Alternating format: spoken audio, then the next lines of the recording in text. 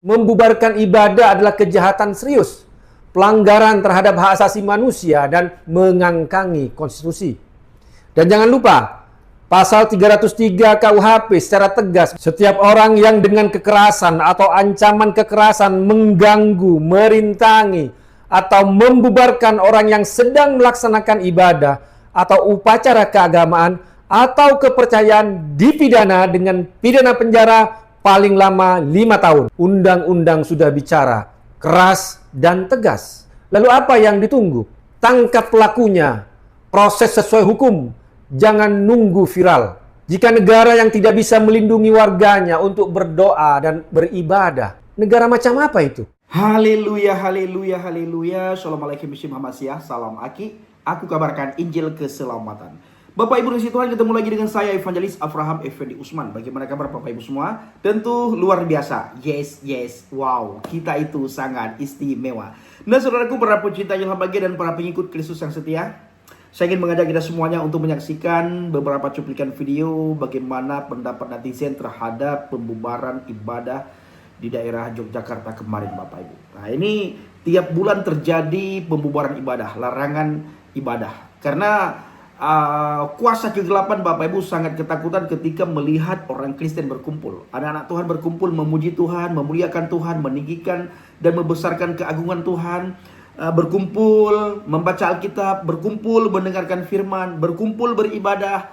Itu kuasa kegelapan tidak akan tinggal diam. Kuasa kegelapan itu ketakutan. Kuasa kegelapan itu bergetar. Kuasa kegelapan itu Bapak Ibu tidak berdaya. Jadi mereka menghasut orang-orang yang bisa dihasut untuk mengacaukan kita yang lagi beribadah, untuk membubarkan anak-anak Tuhan yang lagi beribadah. Ini adalah pekerjaan setan Bapak Ibu.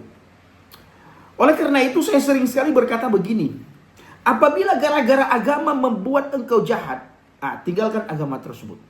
Bahkan apabila gara-gara Tuhan sekalipun membuatmu jahat, membuat engkau tidak bisa menghargai satu sama yang lain, tidak bisa melihat perbedaan, ya Tuhan tersebut tidak baik bagimu. Tinggalkan Tuhan tersebut, cari Tuhan di mana Tuhan menyuruhmu untuk mengasihi sesamamu manusia seperti engkau mengasihi dirimu sendiri. Tak ada hari yang lebih menyedihkan dan menyakitkan bagi jemaat Gereja Misi Sejahtera GMS di Bantul, Jogja, Minggu pagi 24 Mei 2026. Jemaat datang dengan hati gembira, bukan ibadah biasa, ini syukuran. Syukur karena akhirnya punya tempat baru setelah sekian lama menyewa tempat di hotel karena tidak punya gedung sendiri. Menyewa dengan biaya mahal, tentu saja jemaat tidak akan kuat bila selamanya. Tapi tidak sempat jemaat mengucapkan doa dengan tenang. Sekitar 15 orang datang mengatasnamakan Laskar Front Jihad Islam. Mereka masuk, mereka menekan, mereka minta ibadah dihentikan. Jemaat ketakutan, mereka pergi pukul 8.30 pagi membubarkan diri dengan terpaksa dan sedih. Ini bukan cerita baru. Gereja di hotel, gereja di mall, gereja di ruko, gereja di tempat persewaan yang berpindah-pindah. Bukan karena pilihan, tapi karena tidak ada pilihan. Karena izin sulit, karena tekanan ada di mana-mana, karena membangun rumah ibadah sendiri bisa berakhir lebih buruk. Dan ketika para jemaat itu akhirnya menemukan satu sudut kecil untuk bersyukur, itu pun langsung digeruduk. Dengarkan baik-baik kawan. Indonesia mau 81 tahun merdeka. Konstitusi kita tegas, pasal 29 ayat 2 Undang-Undang Dasar 1945 menjamin setiap warga negara bebas memeluk agamanya dan beribadat menurut agama dan kepercayaannya itu.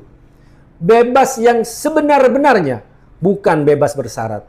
Bukan bebas kalau diizinkan tetangga. Bukan bebas kalau masa intoleran tidak datang. Di mana negara menghadapi peristiwa ini? Di mana pelindungan itu? Membubarkan ibadah adalah kejahatan serius, pelanggaran terhadap hak asasi manusia dan mengangkangi konstitusi. Dan jangan lupa, pasal 303 KUHP secara tegas, setiap orang yang dengan kekerasan atau ancaman kekerasan mengganggu, merintangi, atau membubarkan orang yang sedang melaksanakan ibadah atau upacara keagamaan atau kepercayaan dipidana dengan pidana penjara paling lama 5 tahun. Undang-undang sudah bicara keras dan tegas. Lalu apa yang ditunggu? Tangkap pelakunya, proses sesuai hukum, jangan nunggu viral. Jika negara yang tidak bisa melindungi warganya untuk berdoa dan beribadah, negara macam apa itu? Beritahuan kalau ada kegiatan. Ya kan harusnya nggak boleh tuh Pak. Penolakan dari warga loh Pak. Kalau tidak apa satu kali 24 tahun saya bakar loh. Ya, nanti kita bicarakan. Kalau nggak bubar kita nggak bicara. Tidak bisa bicara.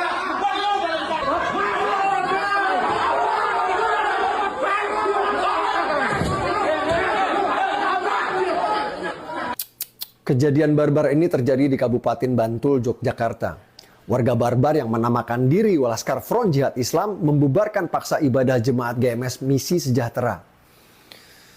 Kristenfobia atau sentimen anti-Kristen di Indonesia itu sudah dalam level yang sangat barbar. Semoga jadi atensi Pak Bupati Bantul, Pak Abdul Halim Muslih, dan Polres Bantul. Kebebasan ibadah adalah hak semua agama, dan tindakan barbar seperti ini harus ditindak. Firman Tuhan berkata dalam Injil Matius, demikianlah setiap pohon yang baik menghasilkan buah yang baik, sedangkan pohon yang tidak baik menghasilkan buah yang tidak baik. Tidak mungkin pohon yang baik itu menghasilkan buah yang tidak baik, ataupun pohon yang tidak baik itu menghasilkan buah yang baik. Sebuah pohon yang baik itu bisa dilihat dan bisa dinikmati daripada buahnya. Pohon yang baik itu bisa dilihat dari buahnya. Apakah buahnya itu baik? Buahnya itu bermanfaat bagi kita atau tidak? Baru bisa dikatakan pohon itu baik. Apabila pohon itu tidak baik, pasti buahnya itu tidak akan baik bagi kita untuk kita nikmati. Tidak akan baik bagi kita untuk kita lihat. Pasti kita menjauh daripada pohon itu. Tetapi kita sudah tahu pohon itu tidak baik, kita tambah mendekat kepada pohon tersebut, kita tidak menebang pohon itu, kita tidak bersihkan pohon itu, berarti ada sesuatu yang salah yang selama ini kita pelihara. Artinya Bapak Ibu, hidup kita itu tidak baik-baik saja. Hati kita lagi tidak baik. Karena segala sesuatu itu tercermin di dalam kehidupan kita Bapak Ibu. Apakah sesuatu itu baik atau sesuatu itu tidak baik? Maka firman Tuhan mengajarkan kita sebagaimana yang sudah saya bacakan barusan. Pohon yang baik atau buah yang baik berasal dari pohon yang baik, dan pohon yang baik pasti menghasilkan buah yang baik. Seperti saya katakan tadi, apabila gara-gara agama membuatmu jahat, berarti agama itu tidak baik bagimu. Saya sering mendengar Bapak Ibu, dan kita semua pasti sering mendengar, semua agama itu mengajarkan kebaikan. Tetapi apakah benar semua agama itu mengajarkan kebenaran? Apakah benar semua itu mengajarkan kasih sayang? Apakah benar semua agama itu mengajarkan hal-hal yang positif di dalam kehidupan umat beragama? Maka kita bisa melihat agama itu mengajarkan kasih sayang, mengajarkan kesabaran, mengajarkan yang baik dan kebenaran. Kita bisa melihat dari tingkah laku setiap umat yang beragama. Ini dia.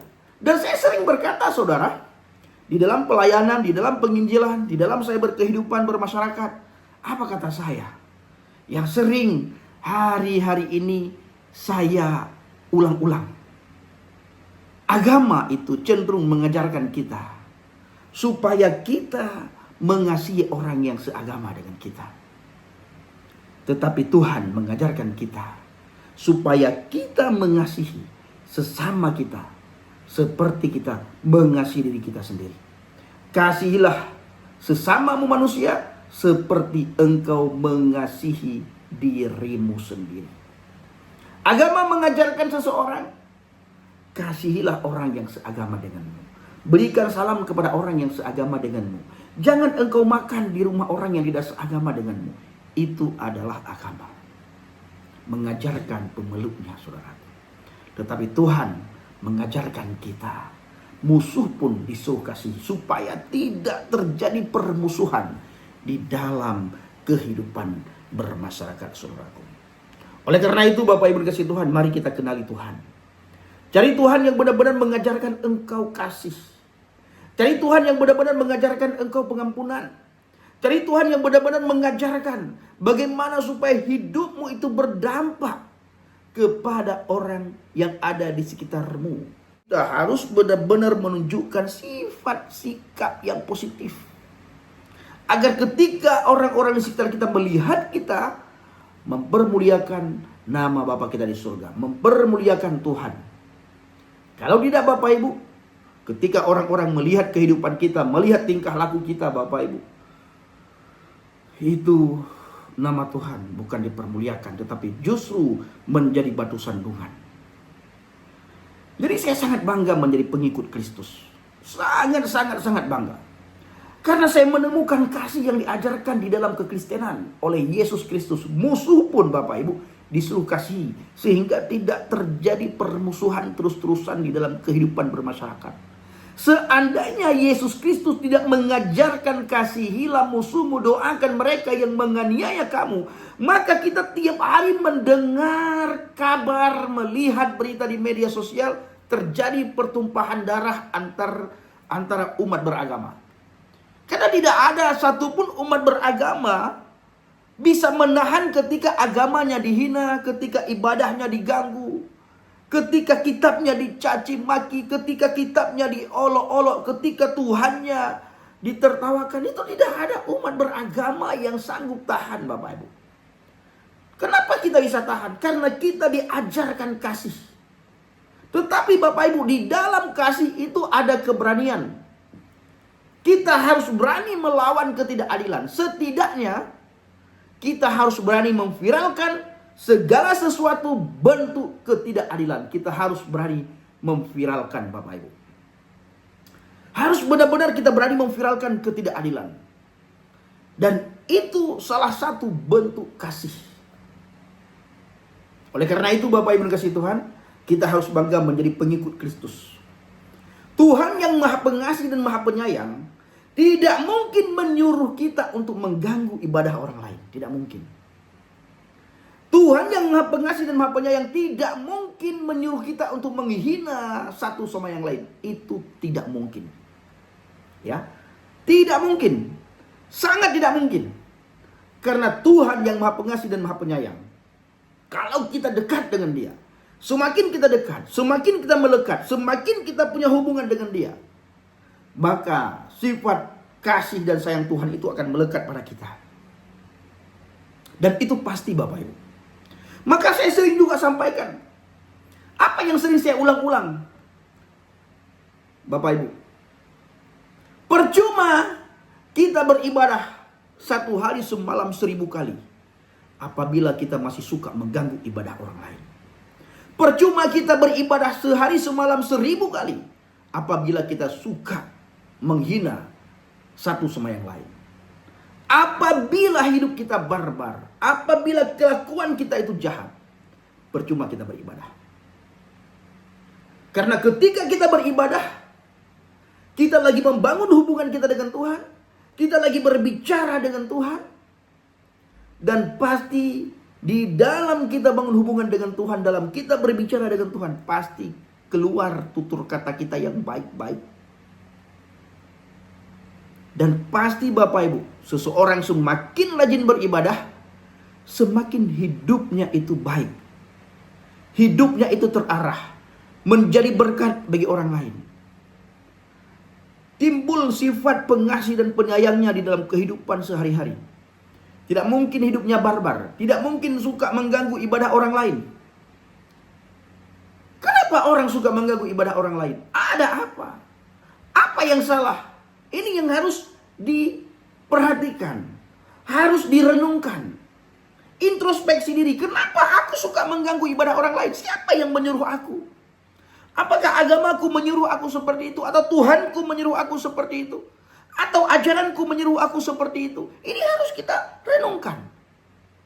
Saya sering sampaikan Bapak Ibu, saya tidak perlu takut dan saya tidak pernah takut. Saya sering bilang kepada orang-orang yang saya layani, mau agama apapun dia, kalau engkau gara-gara agama jahat, tinggalkan agama tersebut. Bila hidupmu jahat gara-gara sebuah agama, artinya agama itu tidak baik bagi kamu. Bila gara-gara agama kamu membenci satu sama lain, artinya engkau tidak baik berada di dalam agama tersebut. Carilah agama di mana engkau menghargai dan engkau bisa dihargai. Saya sering sekali nyanyikan sebuah pujian yang sangat saya sukai Bapak Ibu. Dan pujian ini menjadi berkat bagi saya, menjadi kekuatan bagi saya, menjadi penghiburan juga bagi saya. Bagaimana pujiannya Bang Fendi Israel?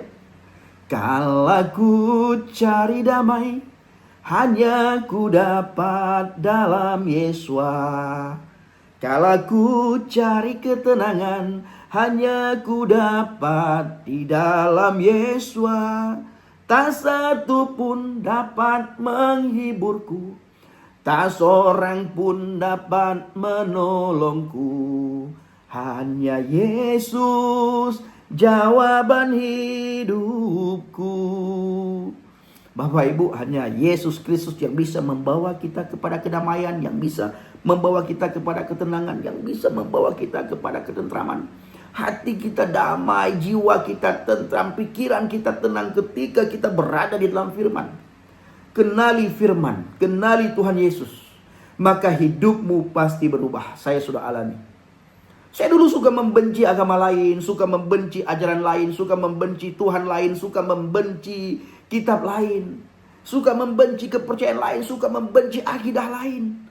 Tetapi begitu saya sudah percaya kepada Tuhan Yesus Kristus, saya diubahkan. Karakter saya berubah total karakter saya.